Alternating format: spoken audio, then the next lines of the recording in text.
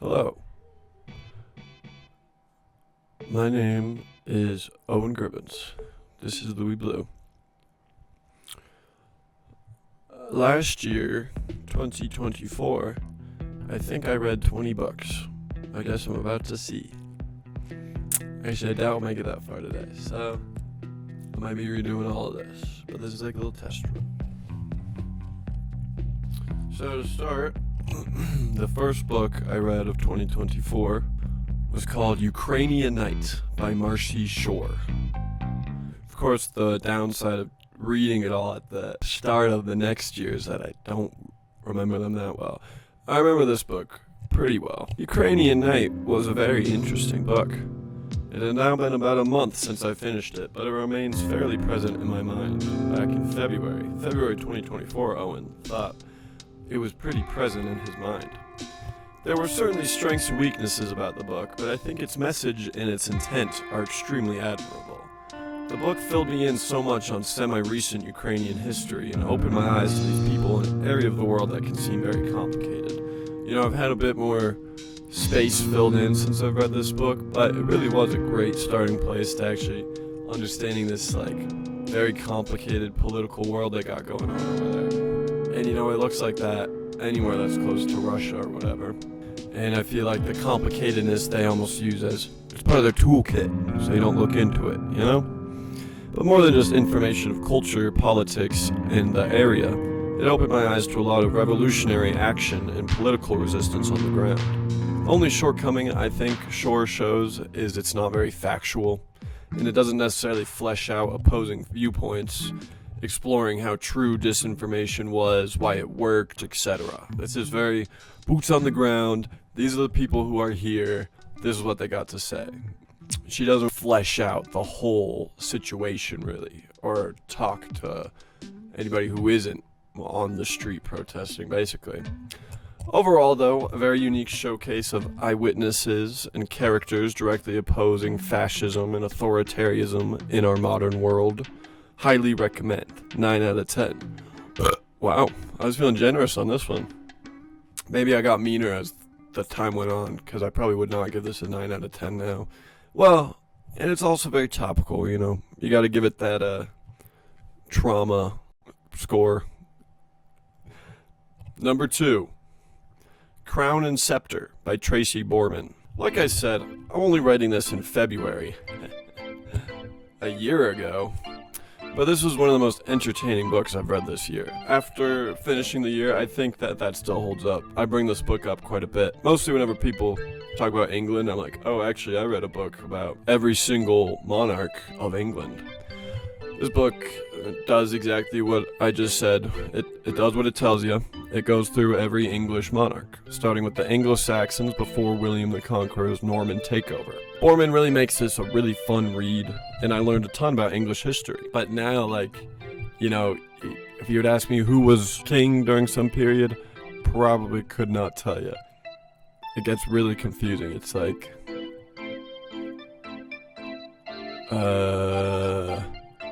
you got your, Aethelred, the Unready, all those weird Anglo-Saxon kings, what's his name? Some Harold Godwinson, the Viking, the Normans. So, you died on a cricket field, I think that's what they said. And then, William the Conqueror, named Rufus, that's pretty awesome. Real Game of Thrones shit. Matilda, she wasn't great though, not a great start to queendom. Richard the Lionheart, 1300. Henry the 7th? I have no idea. I don't know. But if I had to choose a favorite, well, it'd be Queen Victoria, but of course. Me kissing Queen Victoria. One of her ghosts saw that. I'll be answering for that in heaven, you know what I'm saying? I just love the 1800s, so she automatically wins. This book, 10 out of 10. Number 3. Merchant Kings by Stephen R. Bowen. Another book I loved. This one's a little bit more complicated though. Any gripe I have with this book does with Mr. Bowen's presentation of the information.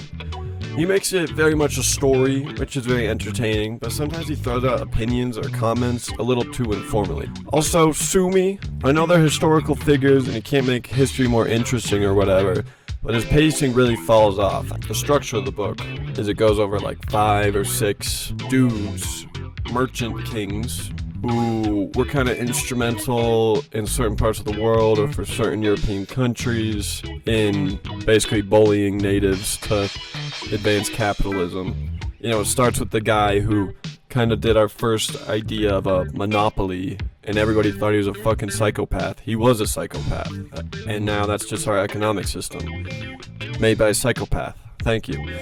But it really falls off. The last guy is named George Simpson. God, I hated this fucking guy. Look, it's very interesting. It tied into the founding of Canada. That's really cool. But he was just a bad guy to have.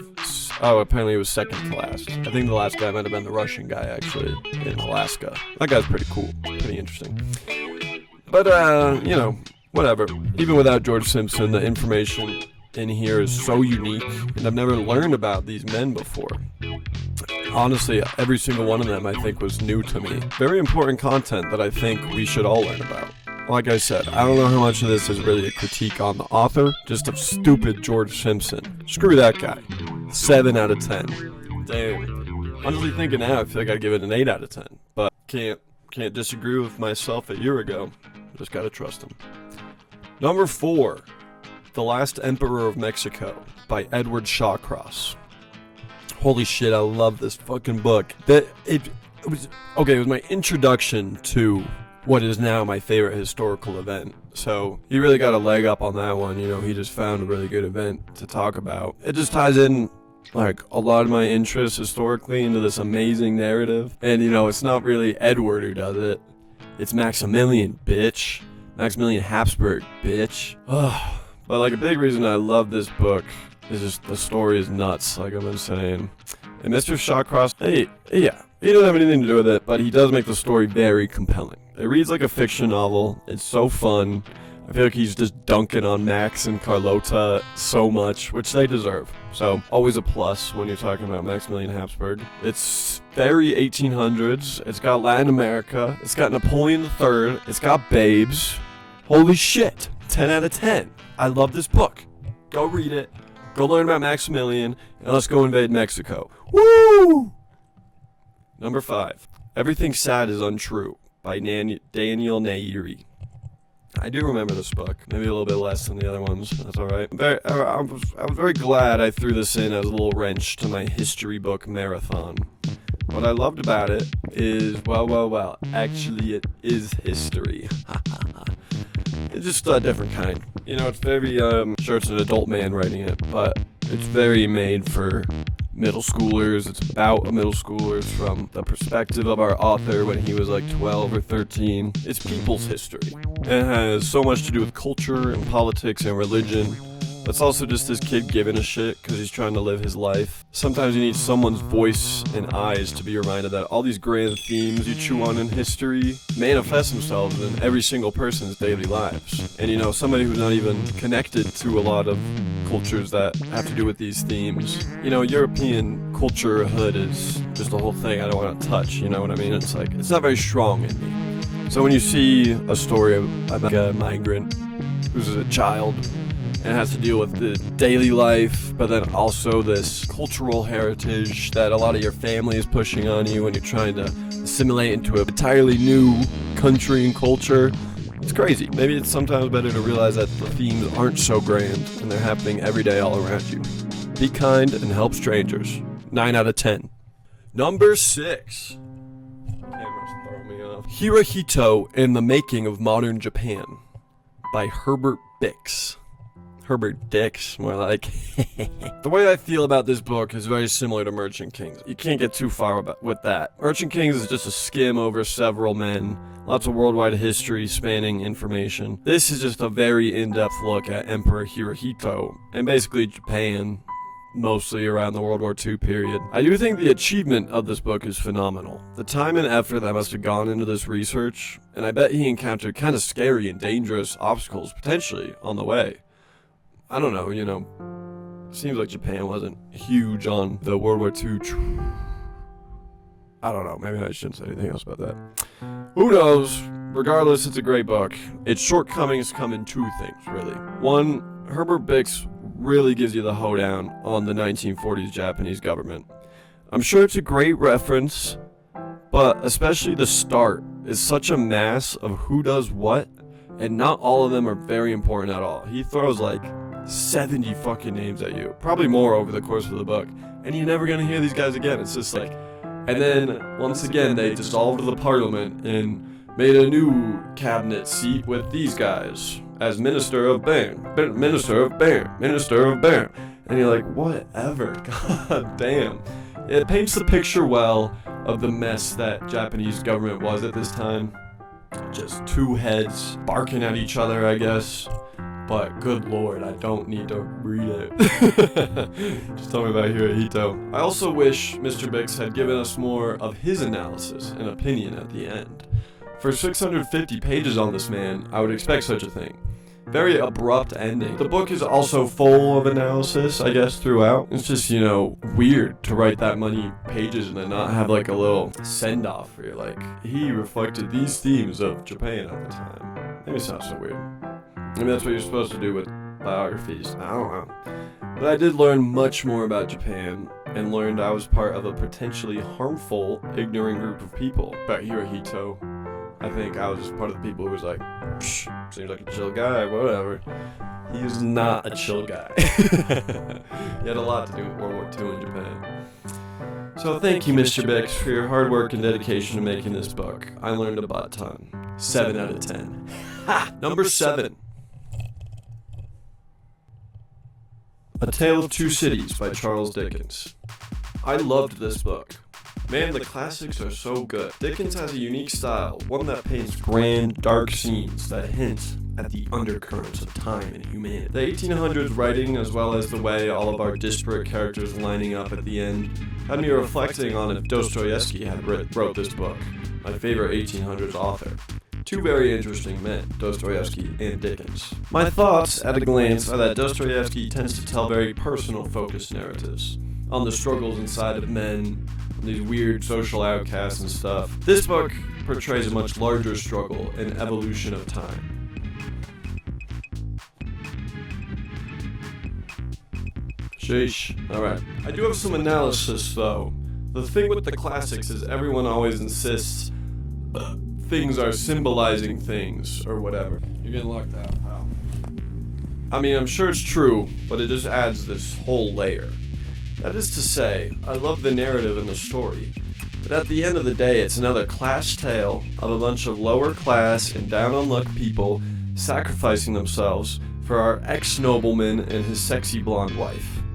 Felt like a very 1800s sort of class consciousness narrative, where he's making all these observations about the cities, but doesn't notice the interplay between our warm and personable English people. Or you know what, Chuck, maybe you did and you're trying to say something. I don't know. Seemed a little funny to me when you kind of zoom it out. But damn, I do really like this book. It's set during the French Revolution. It's spicy. It's got drama. It's got action. It's got intrigue. Woo! This book's hot, baby. 10 out of 10. Good job, Charles. Number 8. Wuthering Heights by Emily Bronte. Woo! Woo! Yet another 1800s banger. Interestingly, like A Tale of Two Cities, it recounts a recent past. I suppose thinking of information to draw on, choosing a time 30 years ago makes it easier. It'd be kind of like if right now somebody wrote a book about the Yugoslav wars or something. Bosnia-Herzegovina. It's like it wouldn't be, it's not wrong. It's just kind of interesting, especially thinking about the past and all these 1800 books that are classics, but it's like, ooh, they're not quite writing about their own time, which I find something about that's interesting to me. A decade before A Tale of Two Cities would come out, Bronte wrote this about people right around 1800.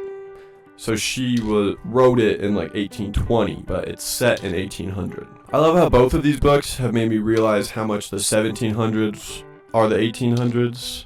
Kind of. Who knew? Centuries lead into each other. There's so much to love about this book, though. The language used in it has to be one of the strongest perks. Nothing like some saucy dialogue. Whew! And these characters. I just don't read books like this. It doesn't come around anymore. I was going to say books like this don't get written. I guess I just did. But, I'm sure there's plenty. I don't really read modern books. This book is so morally gray. So much about class. Yowza. Emily's a genius. Even our villain, Mr. Heathcliff, I can't help but love him. And our wronged victims, why they don't feel so wronged, being prissy, pratty lords and ladies. I also loved connecting these themes to my imagination of what Miss Bronte's life must have been like. These characters must be like the people around her in some way. I think it's clear she thought her high society was silly and fantasized about a dark stranger so passionately in love he'll do terrible acts just to lie next to your dead body. Hey, it's sexy. 10 out of 10. So this is just my favorite genre now. I think Wuthering Heights is probably one of the first ones I read of this. More will come up in this list, but oh my god. 19th century messy dramas. They're like kind of romance, not really. It's mostly a messy drama. I love that shit. Number 9, Fake History by Otto English. This is one of those that it just really whizzed past. I don't really remember much about it. Fake History was certainly a nice book to read for me right now at last March or April. Going from reading more specific history books to something that's more general, like this, is a very nice sort of step back. It's kind of like a BuzzFeed listicle. Mr. English's book also made me think of the sort of book I would write. He's clearly kind of a Howard Zinn school of history, which just so happens to be my school of history. Very much about the people in these times and debunking grand notions. The themes of this book were right up my alley. And what carried that interest further is he is a man from the UK. Many of his insights into British society added a great layer to the book. Shockingly, it's not so different from here. Citizens don't like a country with a dicey history, and they eat up and flock to populists who insist it's something to be proud of. Also, a really great amount of prehistory in here too. That's a field that you don't see given as much time as it should. Great book, covered a huge range of information, and it did it well and understandably. I always loved books like that. 8 out of 10. Could I tell you one of the fake history lies? Something about Winston Churchill. There was definitely a part about Winston Churchill. That's the most I can tell you. Number 10. Good Wives by Lauren Thatcher Ulrich. Honestly, it's been a while since I finished Good Wives. I'm shocked to find Fake History was the last book I had read. Is that right? I completely forgot about that book. So as you see, even a month after I had read Fake History, I had forgotten about it. Well, on to Good Wives. I thought this book was enlightening and surprising. The book is broken down into 3 parts, and let me tell you, the first part is a real slog. Not totally, of course. I'm sure some would find it compelling.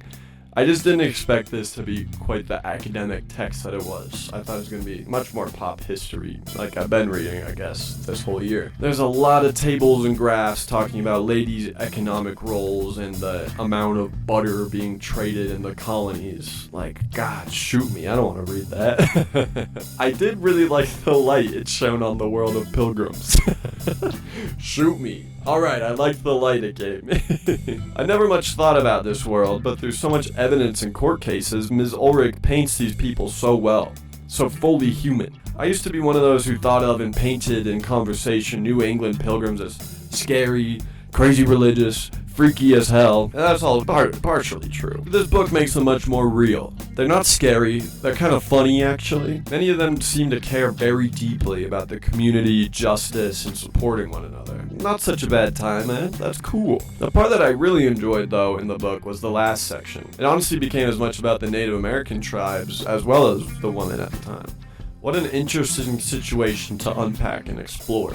Pilgrims in native captivity. I've never thought of that situation. It opened a box for me that made the era very real. I think there's many things like that, where you think one thing about a point in time, then you learn that 2 people you thought unconnected were friends, or that Romans had plumbing, or whatever. You're like, wait, this world is much higher functioning than I originally thought. These women's stories of captivity and servitude give such an interesting look into the tribe's lives. Metacom, the chief of some tribe around that area at that time, maybe I should put a little blurb when I look it up so I can put some respect on Metacom's name, because he's pretty awesome. Metacom's rebellion, he led that. I don't know. But he was fleshed out through a woman who had become this savage, dark beast she had always pictured humanity as in her apocalyptic worldview. Is quick hoedown that's kind of out of nowhere. It was just like the last part was following these two women's accounts of being held in Native American captivity after being captured from a raid or whatever. It basically compared these two different women, and one of them was like apocalypse religion. I don't know what it's called. I can't think of it right now. One of them was a Quaker, and the Quaker was really chill. She like kept her head down. She did their chores. You know, it wouldn't be fun to be a POW in a Native American camp, but there's many worse people to be a POW woman servant to. And then this other woman was like Protestant, I don't know, and she thought humans were bad. And while she was in captivity, she just throws her humanity out the window. She's eating like a dog. She's like picking dirt out of the bones of the carcasses. And Metacom writes some shit where he's like, God damn. But great book. Very scholarly. It does not say the words white women in it. Maybe it does. I don't know. I wonder how the study of this subject has advanced since the 80s. Because this book came out in the 80s. And it was really informative. So I wonder how far we've come. Great job, Ms. Ulrich. 8 out of 10. Number 11, Ivanhoe by Sir Walter Scott. Ivanhoe was another one of those goofy 1800 stories. What I admire about these classic tales is how truly trailblazing they are, you know, with the hindsight of being 200 years in the future. Like all the funny fantasy knight tropes you can think from all the cheesy 80s movies, things that show up in Star Wars, like the classic bad guys are defeated, good guy wedding at the end, and everybody's hamming it up sort of stuff. This man had quite the mind for cheesy adventure plot lines and characters. That being said, Ivanhoe can also fall under the category of stories that you don't expect where they go. And not in a great way. Ivanhoe.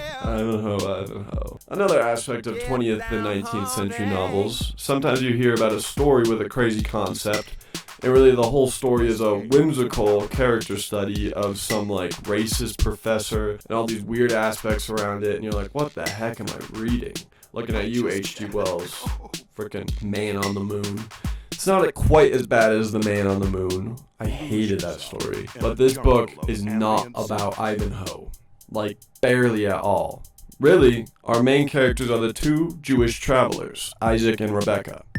When first introduced, it's with the classic Victorian-era race apprehension, saying obtuse statements that really wouldn't fly today. You know, big surprise, but even though certainly not heroic or enticing main characters, Scott is certainly less anti-Semitic than I expected. He shows a depth of understanding and an empathy with the plight the Jewish people were undergoing during the Middle Ages.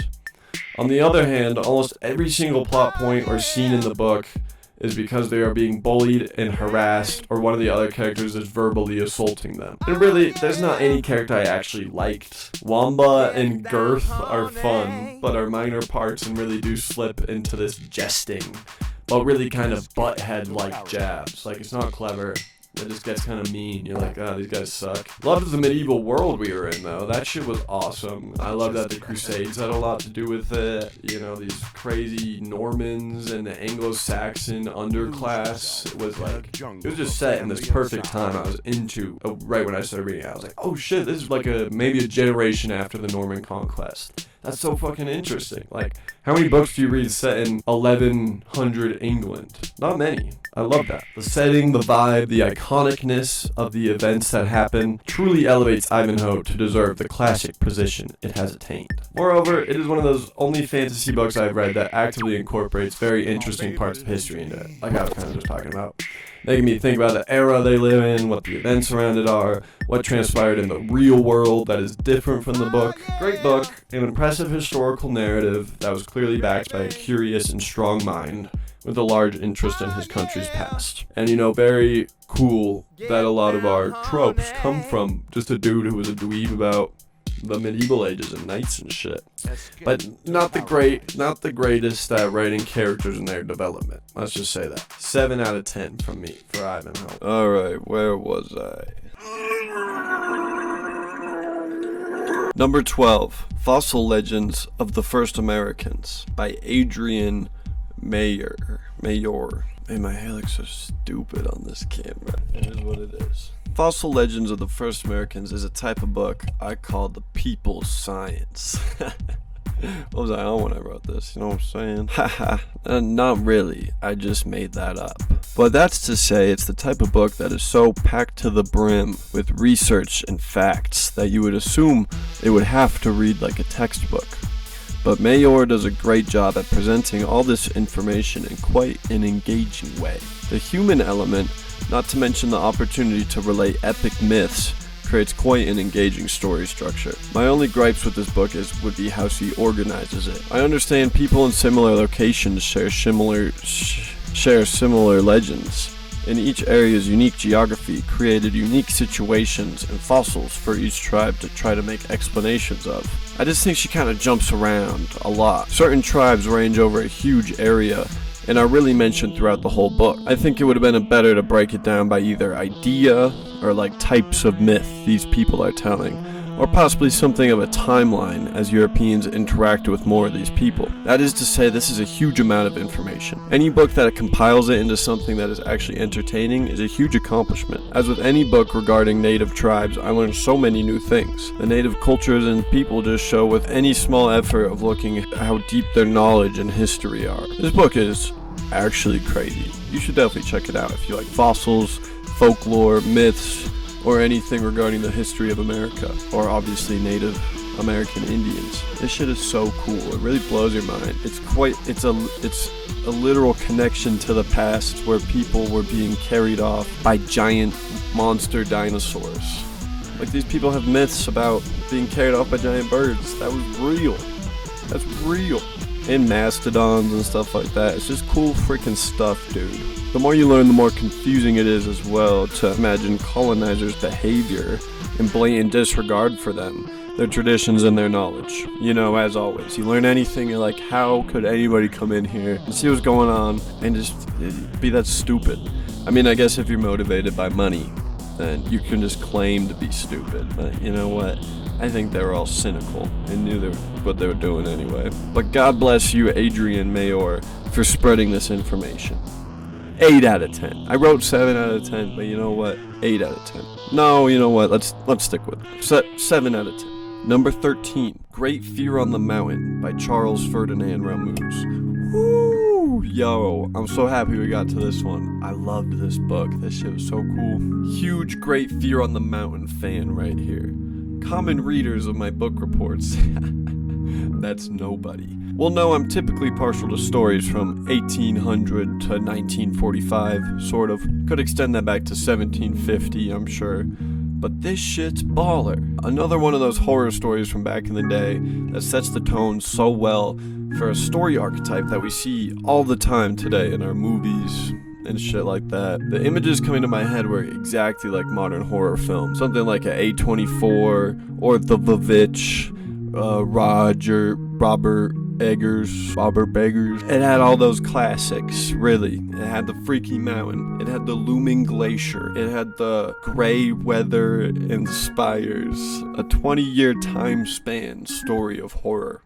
And these poor villagers, they didn't deserve this. I loved them. They didn't deserve this. I love the writing style. At first I found it a little frustrating, I admit, mostly because of its disjointed nature and his refusal to name some of the characters. You're like, dude, I can't keep track of this. Give them some names. But you really go to appreciate how this adds to the whole painting of a little Swiss-French village and their surreal descent into tragedy. It had all those classic scares, you know, the livestock getting a horrendous sickness, footsteps on the roof from a freaky mountain goblin. I'm forced to assume it's a mountain goblin. Fake out knocks on the door, the grisly accidental injury, the tragic character arcs of relatable and human protagonists. All the while this mountain is staring back at them. It has a very distinct feeling, far removed from an unknowable evil in like a Lovecraft book. It's like that sort of, you're an ant evil, like beautiful nature is also just like a cold killer. Like, if you're fated to die on this mountain is gonna make you die. There's no begging. There's no being cool and getting chill with the mountain. This mountain's like, what the hell are you doing, dude? You're like, shit, I'm dying. As I said, the writing style and imagery shows a freaky horror trailer sort of vibe, strangely silent until it's horribly loud. Matter-of-fact shots on bearded men, you know. Oh, Thomason. Growing ever fearful of what they don't even know. Great book, very short, very fun read. 10 out of 10. Number 14. Whew. Another classic. Les Liaisons Dangereuses. Dangerous Liaisons by Choderlos de Laclos. Sorry, Choderlos. Senor Choderlos. Chob. Senor Chode. Les Liaisons Dangerous is quite the fabulous book. This may be the oldest book I've read this last year, 2024. It was written in 1780. It might have been the oldest book I read ever to completion. I don't know. Who knows? Yeah, it was the most scandalous, that's for sure. Of course, it's French literature. Beep that part out. But you know me. I'm a huge sucker for this genre. And this book was like an R-rated Wuthering Heights. Ooh. The culture it showcases, extreme promiscuity, and extremely consequential social games makes for quite the interesting backdrop. Being fed plot information very naturally through letters, the reader gets juicy gossip teased out constantly from different perspectives, ingeniously making you crave to hear from your particular favorite viewpoint on whatever new gossip has been revealed. Sometimes it makes you wait. You're like, let me get the true scoop from the culprit. It's hard to believe the man who wrote this was not much of a writer. He spent his whole life in the military. The prose on love and passion is truly unique and vivid. It's really something. I've never read such a scandalous tale that had such interesting and profound ruminations on love, all through the guise of morally reprehensible characters. Oh man, he just makes so many observations. You're like, this must have been a wise or a disgusting man. You know, sometimes disgusting men are quite wise. Maybe I have an affinity for conniving and headstrong women, but the Marquis, oh my lord, what a lady. Our Vicomte is a different matter. Yet, even not as likable as his feminine counterpart, his character evolution plays out so satisfactorily as you realize the type of man he's been the entire time. Truly a wonderful book with delightful twists and social action and drama. Truly an inspiration. 10 out of 10. Number 15, another banger. The Unbearable Lightness of Being by Milan Kundera, maybe. This is probably the book I read this year that gave me the most emotional reaction. It was a really very easy to read philosophy book wrapped in this Eastern European romance with all the strange and confident airs you'd expect. What is it about reading strange romantic encounters, learning through surreal sexual experiences with awkward partners in a gray communist city that fills me with such nostalgia and feeling? It has the air of that part of the world. Is this racist? Almost blunt with delivery and unabashed of certain things we consider shameful, yet holding wisdom of depressing discoveries about life. Maybe not even so depressing, but the inescapable cycle of Kundera's 20th century life creates certain final feeling themes. I was trying to use a word that is different from surreal, but means something grand. The characters we shift between these women and men are so bizarre, and I love them. Something very relatable in all these weird thoughts they're processing about relationships, their own bodies, the people around them. Things it feels like I almost would think about. But this lens offers so many new observations I have not thought of. The central idea, pulling itself to the forefront every now and then, of lightness and weight, and which is negative or positive, I just love. Such strange things to think about. But, also very present. They can be applied to a lot of things. The one weird feeling I have about this novel is that I really felt strange discovering it was a man who wrote it, not a woman. It's kind of a androgynous name I didn't know. Maybe this hints at implicit problems with my own perception. But I suppose reading such personal and revealing accounts of fictional women becomes a little stranger when you think of it through the perspective of the man that's writing it. And the romantic dynamics in themselves and what they explore. How real is Tomas? Is he the author? The author's idea of what a womanizing man is? A normal man? Why does he have this effect on women? Because he's handsome and commanding? Sabina is a very interesting character in this regard, as well as Teresa. I think the processes they go through, chewing on feelings and strange sexual desires, are common enough to everybody that it shouldn't matter too much about this gender gap. But when they interact with each other, how they feel about Tomas's mistresses, their personal responsibilities and guilt, who knows? But I did love those damn characters. Wonderful people, strange and fulfilling what they can from their own desires. The book was just an extraordinary example of the sort of genre that I love. There's a deep story, saying something about relationships, life, how we treat each other, and these themes are extremely amplified and corrupted in a way from the very real history surrounding it. It's the sort of book you could only write if you experienced such a thing, as Kundera did in Czechoslovakia. This book is quite the feat, and how we are still piecing out how he felt about what Kundera wrote shows just how much weight it really had. Or is it lightness he really wanted? ... I didn't give this one a score. What was I thinking? Well, I can tell you from my memory and from this review, it's a 10 out of 10. Another one for the list. Number 16, Heart of Darkness and the Secret Sharer by Joseph Conrad. This was a double book, holding two of Conrad's short stories. I'll break down and talk about each of them, but up top I'll say that I think Joseph Conrad was a homosexual man.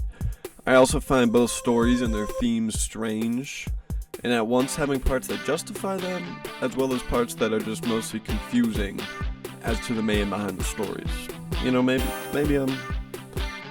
Maybe I'm out of line saying that, but let's get into it. We'll talk about it. So the first one was The Secret Sharer. This short story was really pretty strange. It had quite the 1800s feel. Classic ship story of a weird sailors from that time period. Our main guy is a total freak weirdo, acting strange the whole story, awkward, and not aware of it at all. Now, the crux of this tale, a stowaway he chooses to let onto the ship, and who only he ever witnesses, is a clear double for this man, who sees himself in this criminal, our main guy, who is the captain of this ship. The criminal gets a name, but our POV remains nameless. He starts to schizo out and think him and the man are one and the same, going to extremes to make sure he stays hidden and lets his paranoid behavior alienate himself from the rest of his crew. The only true good part of this story, in my opinion, is the end sequence.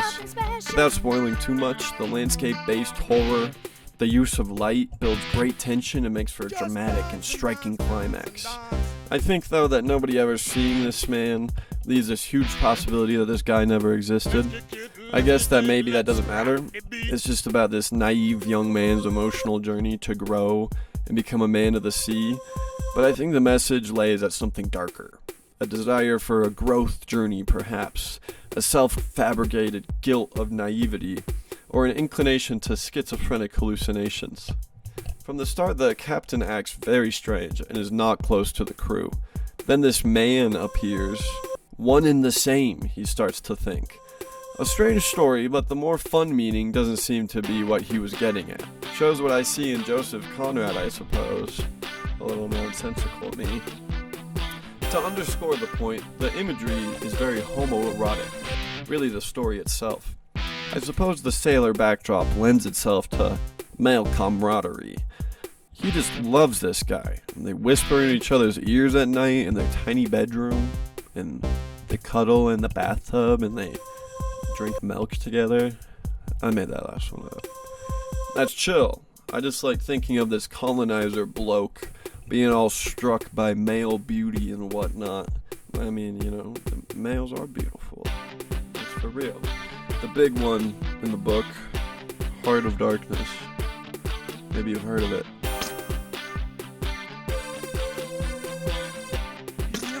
I see why they read this in some English classes. I'm not gonna do that. It's certainly written like one of those The Stranger sort of books.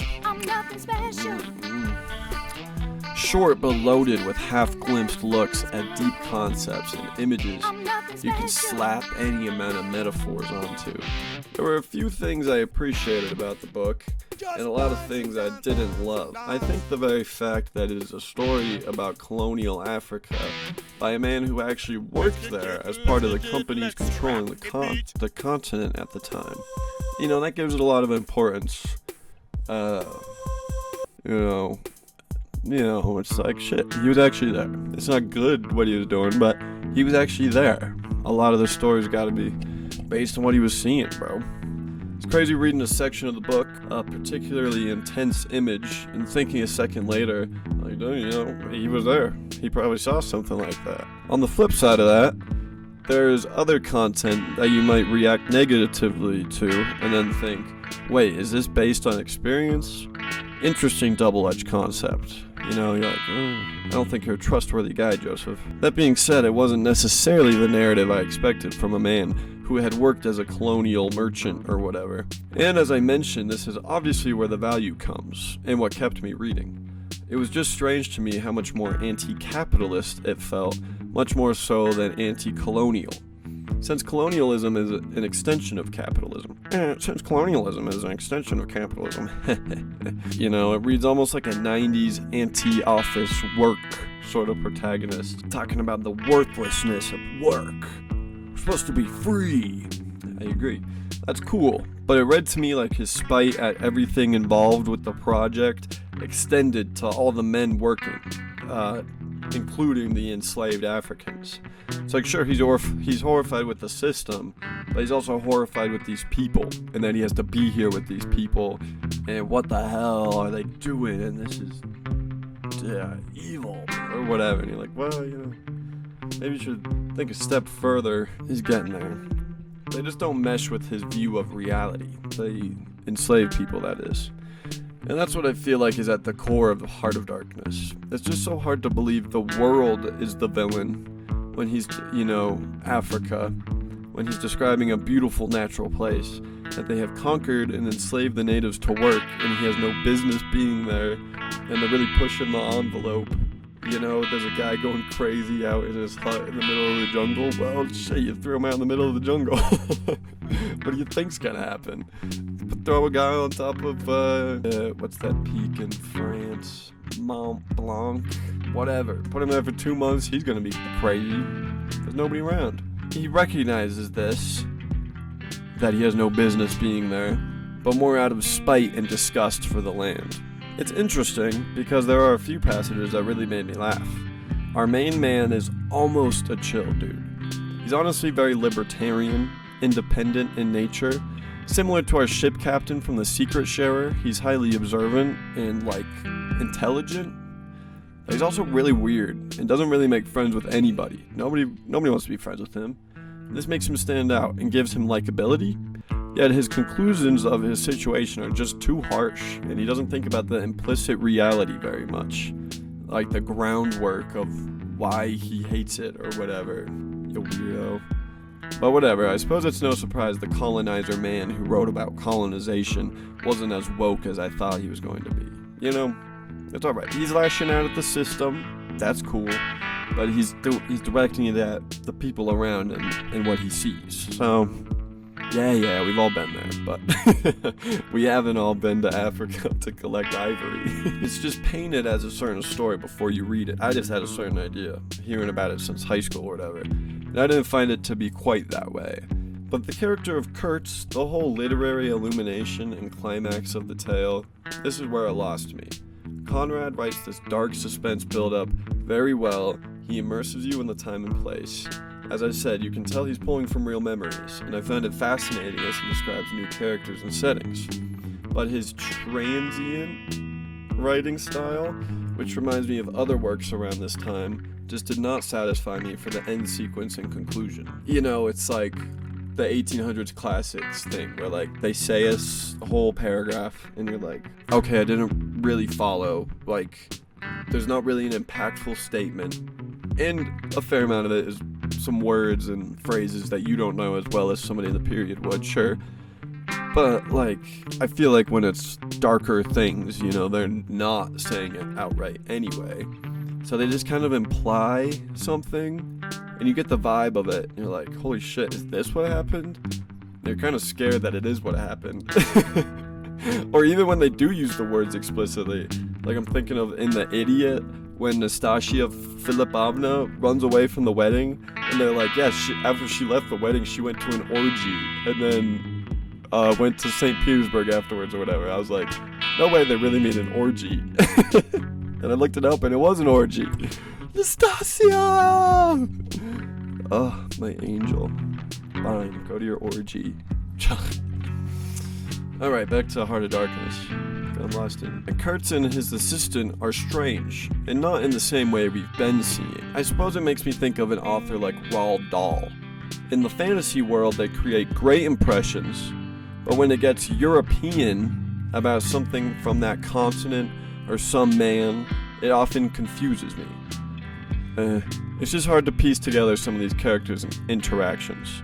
And he doesn't write with impact, I guess that's what I was just saying. But I don't mean to say I need it spelled out for me. I'm not stupid, alright? I'm not. The conclusion as well, the lying to his fiancée who's getting married to, the feeling of the silly people not knowing savagery is so near at bay. Whatever, dude. Left me dissatisfied.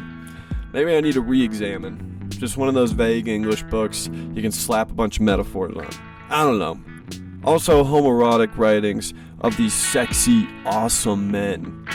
Just to say again, he was having colonizer gay boners about his Euro mustache boys. Maybe I'll cut that part out. 6 out of 10. Lowest score so far. Hello, back again for the final segment. Number 17, Dune, Book 1, by Frank Herbert. Okay, I admit, it's probably been about a month since I finished Dune 1, when I wrote this, that is. So I wrote it a little bit after the fact, is what I'm saying. I've already finished Dune Messiah by my time of writing this, but I think I can recollect enough of my opinion for a review. Alright, I trust you, me. I think anyone who is a fan of the Dune movie and enjoys reading will find the book exactly what it should be after being interested in seeing it in the adaptation. Everything you saw that you liked and so much more to sink your teeth into. Dune delivered on every part I wanted to see. Something I wonder is if I would have liked it less if I hadn't seen the movie. I found it a challenge to visualize much of the start of Dune Messiah, wondering if I need my visual aid and well-trodden story to visualize complex sci-fi concepts. Well, maybe. But the first one is very concise and clear where the second one isn't. The concepts are awesome, honestly with the potential to change how you view certain things in our world. But they are presented matter of fact, assuming you're clever enough to piece the words water and catcher together. He really hits the nail on the head in the sense of that world-building balance. He knows the audience isn't stupid and gives enough information to piece it together without stopping to explain what a water catcher is or every little gadget they use and why the Fremen need it. There's like, oh, alright, I can picture what that is. It fits so well, giving you enough to feel you know this universe, but unraveling and hinting slowly at facets and corners of information you could never imagine. I love the way he describes and sees time, and the dialogue comes off as wonderfully Confucian. I don't know if that's the right word. In the sense that it is simple, wise, aphoristic. Aphorisms. The start of every chapter is a captured quote, and you can see in the speech throughout that you really could pull most any quote and make it sound religious and important. Such cool themes explored that you really don't see in many other stories, and done beautifully and mysteriously. I love the influence of the Islamic world, the powerful order of eugenics witches, the idea that there was an order making a detailed plan across lifetimes to instill in people the idea of prophecy and Messiah, where they plan out centuries ahead who this Messiah will be. I love it, and I love to think about if things like this are happening in our world without our knowledge, and if it's not happening, it should be. Let's get the fucking secret society together to plan 2,000 years in the future. I'm sure somebody's doing that, but they might not be very good at it or have very good goals. Great ideas, great storytelling. Man, this book rocks. 10 out of 10. I'm a big fan of the first Dune book. But, number 18, Dune Messiah. I liked this one less. This book ended up surprising me. The start is a lot. It's confusing. Frank Herbert creates a universe. The closest thing it made me think of is Warhammer 40k. I touched on it with the previous review, but maybe it being a new story confused me more, unadapted to screen. I ended up spark noting quite a good bit of the book after I read it to make sure I understood it. Sure enough, there was quite a bit that I totally missed my comprehension. But regardless of that, by the end I totally loved the story. After I write this, I'm probably going to go back and read the introduction, as his son sort of talks about why people didn't like Messiah very much. In terms of pacing or confusion, I get it. But in terms of what he does with and to Paul, I don't get any upsetness or controversy. It's honestly beautiful and unique, but it's not Paul's ending that confused me. It was his middle. And I get it. If the story is about a galactic empire with over 1 million planets in it, over the span of 12 years, you might not want to get into it.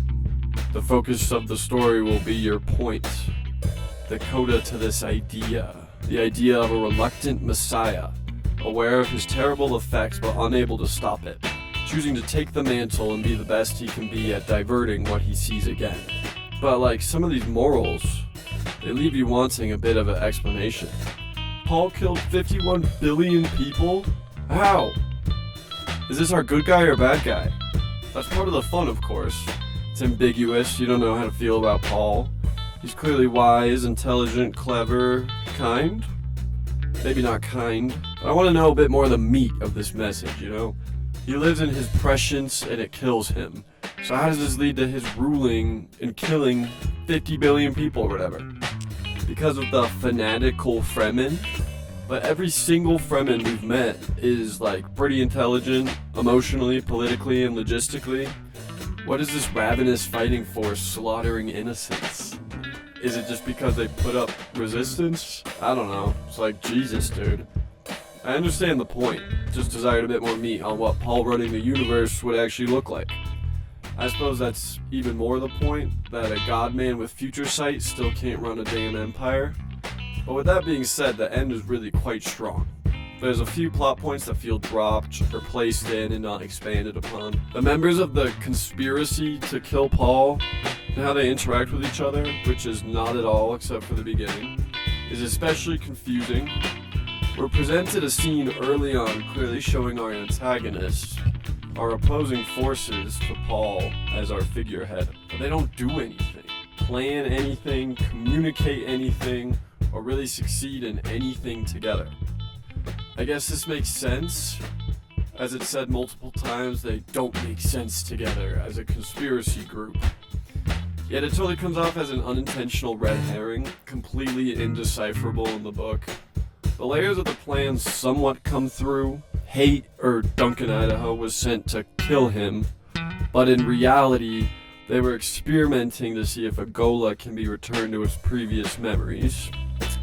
Okay, so they could persuade Paul to resurrect Chani when she dies of pregnancy? What a stupid-ass plan. The whole plot's info that they know is that a Rulin is feeding Chani contraceptives. And the whole point of hate is laid out to destroy Paul. Real fucking shitty job at that, bozos. What a stupid conspiracy. Then the Reverend Mother, supposedly one of the wisest and also future-seeing people in the universe, lands on Arrakis and stays on her ship. Sure, she'd be fine from Paul's grasp. I'm not on the planet, I stayed on my ship. Are you stupid? This guy doesn't give a fuck. I told you in no uncertain terms to never come back to the planet. So you come back to the planet, but you stayed in the car, so it's alright. Come on, dude. They're supposed to be like the Pope or whatever. But with future sight and genius training, that the Pope was actually cool. So, I don't know, that was really stupid. The dude is the God Emperor of the universe, dude. Why are you fucking around? Just don't fuck around with him. And then she just yells at Irulin that she's incompetent, gets captured, and dies. What a loser. The Bene Tleilax are pretty cool. I like the inclusion of that lore and its suggestions quite a lot. Our main face dancer is pretty lame though. And then a vitally important character to their conspiracy, who really ties the whole plot together, is not involved in it, like at all. He's thrown in as a dwarf that Paul finds, who ends up being the puppet master. Yeah, typing it out shows how much stuff I thought was pretty stupid. Like, this fucking dwarf just comes out of nowhere. And then he's the last villain who's, like, executing the whole plan in the room. And you're like, who the hell is this guy? What the hell? How could they have planned for all this? It was so stupid. But when it works, it's got so much doom magic. The throne room scene really had me convinced from that point forward. When they walk into Paul's throne room. What a beautiful scene, painting such grandeur and power, yet such desperation and humanity in their discussions. And you just love Paul at the end. What a badass. As I touched on earlier, I'm just confounded people wouldn't like that. Paul is really one of the coolest characters of fiction. He's got a tale like a fable, a moral and a man, someone who chooses his end and meets it head on when it greets him. What a cool guy. Kind of a weird book, but also really cool Dune shit. So Cat, gotta set like a 7 out of 10, even with the stupid conspiracy. Number 19. The Best Short Stories of Dostoevsky by Fyodor Dostoevsky. I did not finish this book. I read a few. I'll read all my reviews for those stories, but I got to Notes from the Underground. God, I couldn't read that. Jesus, it was so bad. Well, we'll get there. The first story. White Nights. Oh man, Dostoevsky. I'm going to write this review and probably go read some other ones about this story, which I did. What a beautiful encapsulation of so many Dostoevsky elements I love. I was wary of reading some short stories. I'm generally not a big fan of authors' short stories. I don't know. Short stories as a format is just kind of weird to me. And if you hit the nail on the head, they're good. But I feel like a lot of times it's just kind of used to explore weird things or experiment with weird things, and it doesn't always shape out, and it's just a weird little story. But this was a great start to the collection, and I'm sure I can expect the same quality. Well, I stopped reading, but what a writer. Maybe it's because I'm in some similar vein to him. He projects such a modern man, but written with the eloquence and speech of the 19th century Russia he was from. What a great story, a perfect scenario encapsulated. Maybe it's the timeless ethos of this sort of man, a nice and imaginative man, but alone, perhaps deluded, not outgoing, scared of the world and anxious. You know, maybe those kinds of guys are only nice to me, and they're weird to women and stuff. I don't know, but you know, he writes about weird dudes, and some of them are nice, have nice personalities. And these women that he writes, a 19th century Russian woman must have been the e-girls of the day. God, how he writes them, it makes me ache. I was kind of talking about that earlier, wasn't I? And Nastenka, our female character in this book, reminds me a lot of my feelings towards Nastasia Filipovna in The Idiot, as I talked about earlier. Almost a youthful feeling, a full surrender to the passing passion, flitting in a woman's face, an intoxication with their energy, their blushes, their frailty and their beauty and strength, and they are all just unattainable vixens that drive the main character to a life of misery, in White Nights as well as The Idiot. So I'm not sure how good of an image this is, or empowering, of course, but it certainly captures a feeling, an image that almost anyone, woman or man, has probably felt about someone they're in love with or has a crush on. The whole arc of this story felt like a high school romance, and in my life I can think of times when I've been both characters. When you click, when someone pulls you out of the pit you're in, of your own sadness, seemingly by a beautiful, fateful coincidence.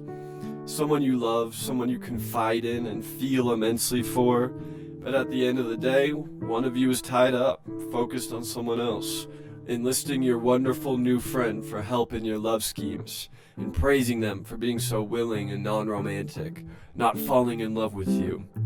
You both know what's going on in the back of your mind. And we see Nastenka, the character who is young, inexperienced, unable to sort out these complicated relationships. Nobody is the villain. It's just two sad people finding each other and comforting each other. God, what a writer. A beautiful, bittersweet story. You know what's coming, but you can't help but hope. Man, that ends. That fucking end. Oh well, I'm sure our protagonist can find another at-risk 17-year-old girl in Petersburg to fall in love with. 10 out of 10. Next short story, The Honest Thief. This was another sad tale. Big surprise.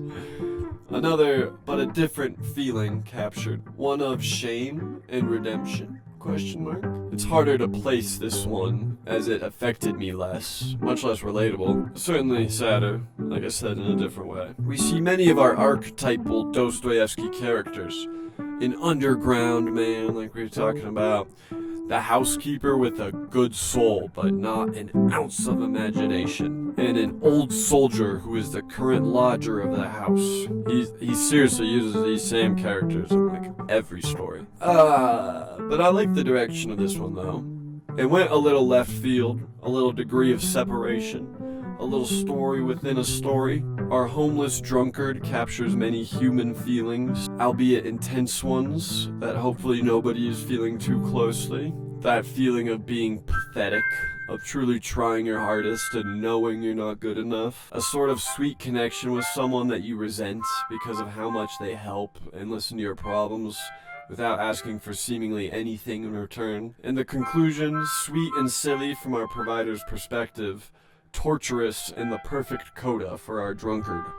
Such a sad conclusion, honestly. At the end of the day, what should be taken? A forget about it attitude from the owner, not too concerned but annoyed at being lied to, but a feeling that will pass with time. Or our drunkard, who basically kills himself to atone for his actions and uses his last moments on earth to admit to his small wrongdoing that tortured him and ended his life. Just a story of a sad man. Sheesh, Dostoevsky. 7 out of 10. Alright, next short story. The Christmas Tree and a Wedding. This one was weird. I didn't like this one. That's my first sentence. Well, I did like the writing, damn it, but I did not care for where the story went. My pre-story prediction was wrong. I don't know what I predicted. I didn't write it. There's certainly themes in this story that I know we see in his later works. Many of these themes, I imagine, were present and visible in Russian society at this time, which just accents the sadness. It's a little hoedown. It's basically like older, weird, aristocrat guys preying on a very young, like a child girl to marry her because she is tied to some big fortune or whatever. And this dude is just kind of like seeing it go down. I always enjoy seeing his depiction of class divides, even if it is very sad most of the time. Classic predatory rich guys made even more predatory by dowries and the such, with poor little girls caught in the middle. And poor little vagrant children getting yelled at and beat.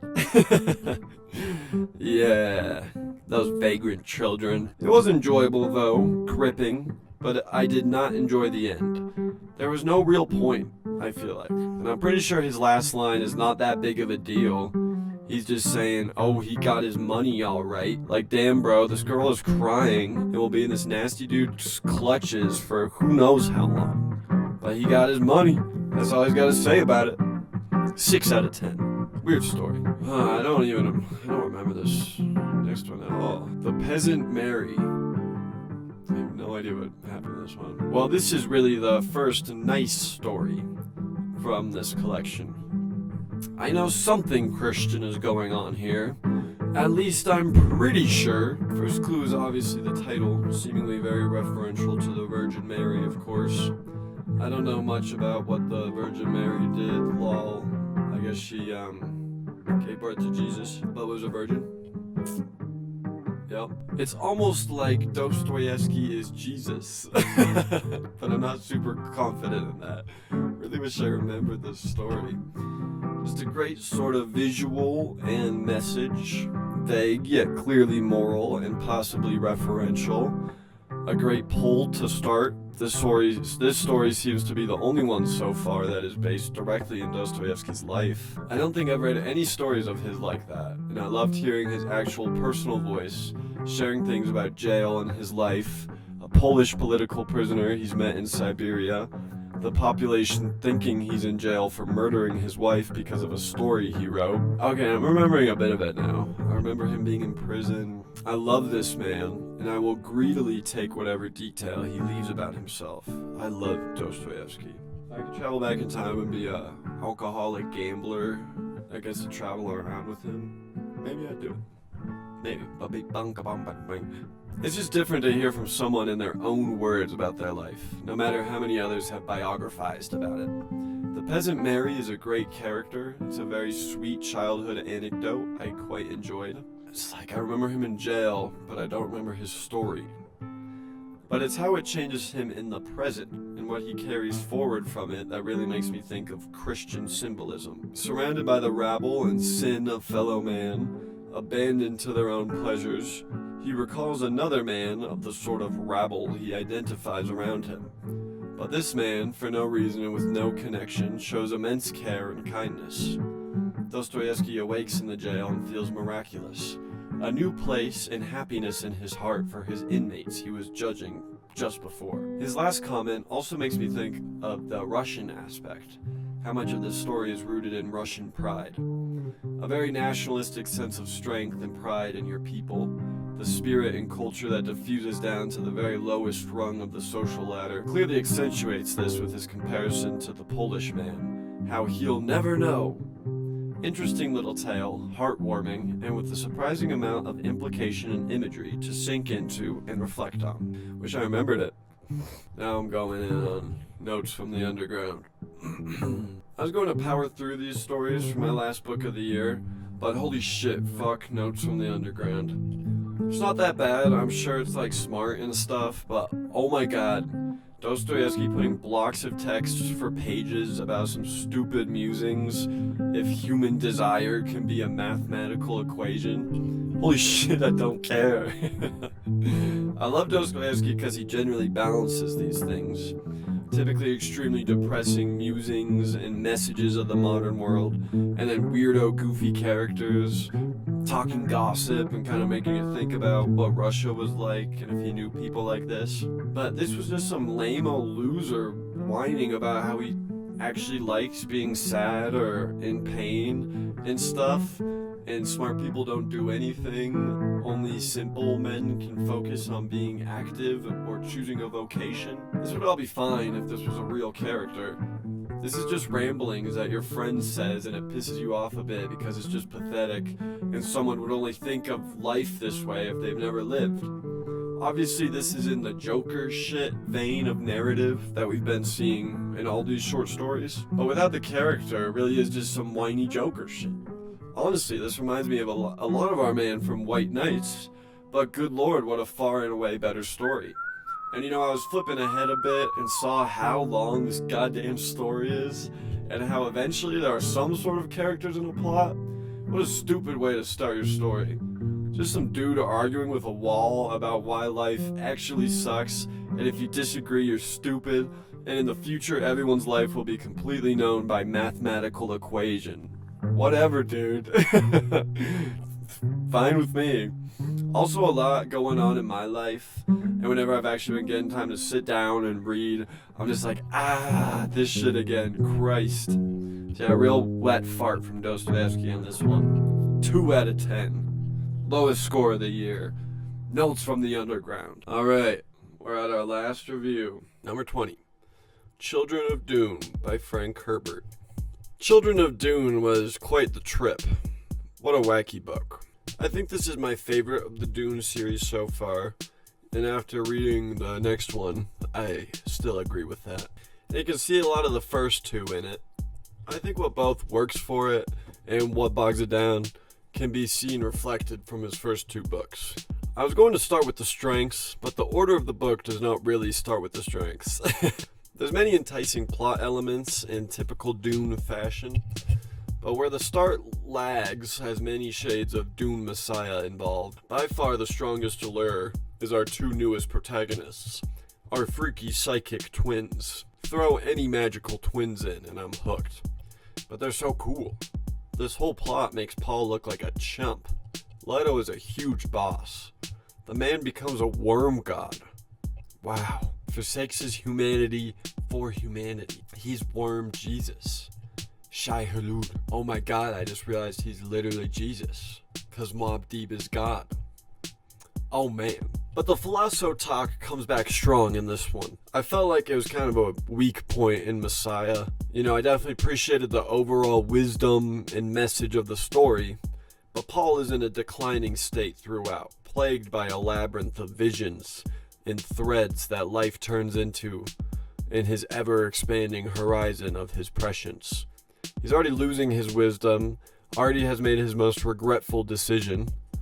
Leto is a new being, one born with much more power and perspective than Paul, and as well as his twin sister Ganima was also born with this power. They are recipients of the water of life and spice in the womb, awakening Reverend Mother-like abilities.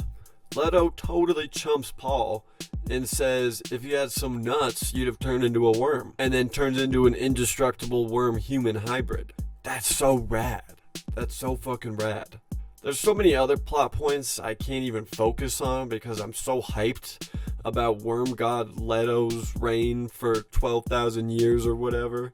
Can't wait to read the next one, whatever it's called. Well, I read it, a few months ago. But something I definitely disliked about this one is what it did with some of the characters. Aaliyah, my poor Aaliyah. The whole past life business is a little lost on me. Obviously, I get what's going on, but why do they seem to have people they aren't related to in there as well? I swear that happens a couple times, maybe I'm crazy. I just remember reading and being like, wait, what are the parameters on this thing again? But sure, she can get possessed, I suppose. She just has like no win in her whole life. It sucks. She's cool when she's a toddler, you know. I like her in the other two books. But Jessica just abandoned her? What the heck? Not chill. Her and Duncan, this whole story, just mid. Man, I forgot about Duncan being mid in this one. Duncan's got a bad streak going by the point in the series I'm at. Fuck Duncan. Terrible character. So unbelievable how bad of a job they're doing, really. I imagine the implication is that it all ties back to Paul's decision to accept the Maharaji, or a priest-filled religious and political structure that I think may be Fremen. It is said he accepted it for Chani, but he regrets it, so I imagine it's some sort of Fremen tradition, maybe. But what the H, bro? Even if she's possessed by the Baron Harkonnen, he oversaw the biggest spice production period ever seen. You know, he should be doing a better job than this. I suppose he was authoritative and cruel, but, you know, he doesn't strike me as stupid. He was running a pretty good evil empire for a while there. Sheesh. But, you know, there are some amazing, intense action scenes in this book. Many that do revolve around Aaliyah, but they're still pretty stupid. God, Aaliyah in this book is so stupid. She tries to have Jessica killed in a room full of people. They're literally doing like a royal audience thing where people can come up and, you know, say their problems or whatever. And one of them is just an assassin that is trying to kill Jessica. That Aaliyah is just sitting there and is like, you know, chilly watching it happen because she ordered it. And then everybody in the throne room is like, oh my god, she tried to have her mother assassinated. It's like, what are you doing? Why did you do that? Nobody wanted you to do that. None of your constituents or whatever. Whatever. But that was a great scene though. You know, it was stupid, but damn, it was a great action scene. And Duncan Idaho's second death made me laugh out loud. What a weird way to die. And pretty out of character for Stilgar, I thought. I suppose Duncan was ready to die, seeing what Aaliyah had become. In Messiah, I had hope for the young couple that was trampled. God. And it's not like their tragedy was what is making me upset. Hold on. Back to the Stilgar thing. Yeah, I don't know. Stilgar just fucking kills this dude, who's one of his tightest companions, because he disses him a few times? What? Wouldn't the first step be like, get out of my house, and then if he continues, okay, let's go outside and fight. Not fucking run up to him and stab him in the heart. Oh my god. I guess maybe this is the savage Fremen that killed 50 billion people. I don't know. It doesn't add up. That's what I think. But yeah, the young couple. It's not like their tragedy was what is making me upset. It's okay that it ends in tragedy. But they're just not a very interesting or empathetic plot at all. One is a possessed, psychopathic superhuman, and the other is her cold, resurrected, ghost thinking machine husband, who she is wronging. Like, sorry bro, should have stayed dead. But this book just has some really cool things to say. I really enjoy the themes. And I was worried that I wasn't going to like how we got to the worm god. I knew the worm god was coming, but I wasn't certain of how we'd get there. But I loved it. But aside from fairly comical superhuman business, I really enjoy Leto Atreides. The superhuman shit is really funny. Jumps 3 dunes over. Makes me think of that stupid like a 2008 DC movie or something. I don't know if DC was making movies in 2008. I don't know. Yeah, I enjoy Leto Atreides quite a bit. His story, also, the start of their story, I guess is more the midpoint, but like the threat, the whole first half of the book, the tigers, is kind of stupid. And then his story definitely sags a bit after his escape from the tigers. I did not love Jacurutu or whatever, even with its mysterious build-up. But he has very cool things to say, a very interesting reason to choose a different path than Paul and Aaliyah. How they crumble before him when they realize he has reached a sort of Zen state is so interesting. The preacher throughout the book did not necessarily read as a repentant Paul to me, but I suppose his critique of the system he himself built must be.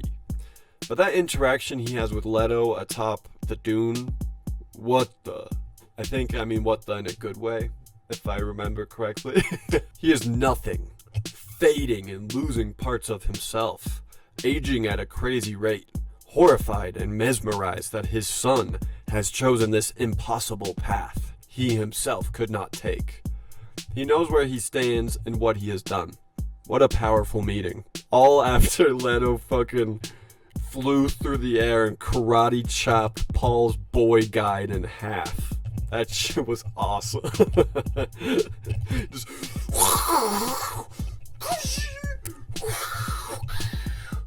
father. Great conversation.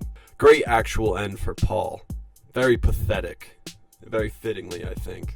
But I love Dune so much. There's so much to unpack with these, and Frank Herbert lays a huge multi-layered story across multiple books.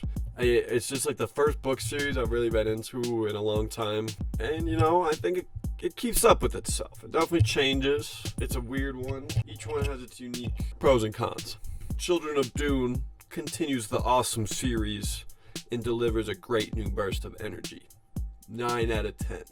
And that's that, guys. That's all the books I read in 2024. If you've read any of these, tell me what you thought about them and if you agree with my review or not. So until then, I guess I'll see you later.